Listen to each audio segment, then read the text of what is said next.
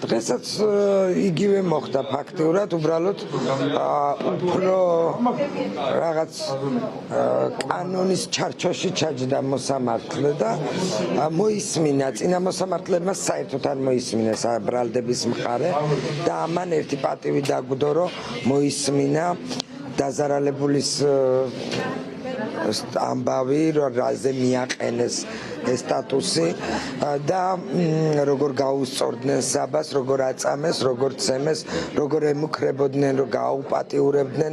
რაც საბამ ისაუბრა აღნიშნული დაკავშირებით დაფიქსირებულია სპეციალური საგამოძიებო სამსახურის მიერ შედგენილ დამოკითხვის ოფისში, მათ შორის მითითებულია იმ სავარაუდო პირებზე, რომლებაც იძალადეს.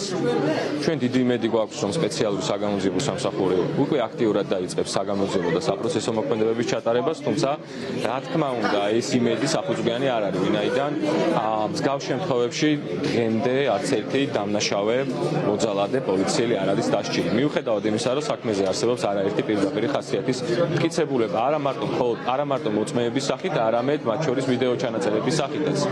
და იქამდე სანამ ყველა ამ საქმეზე არ დაიწყებენ გამოძიებას, ჩვენ რა თქმა უნდა გონივრული მოლოდინი ვერ გვექნება, რომ მაინდა-მაინც საბაზე იზამენ ამას. თუმცა არ უნდა დაგვაუწყდეს, რომ საბას კვიტარიძე არის დაზარალებულად ცნობილი ამ სისხლის სამართლის საქმეზე, გულისხმობს სპეციალურ საგამოძიებო სამსახურში, რაც დღესაც დაინტერესდა მოსამართლე და ეს არ არის მხოლოდ ეროვნულ დონეზე საინტერესო, ეს იქნება საერთაშორისო მეგობრებთანაც, მათ შორის დიპლომატებთან განსახილველი საკითხი.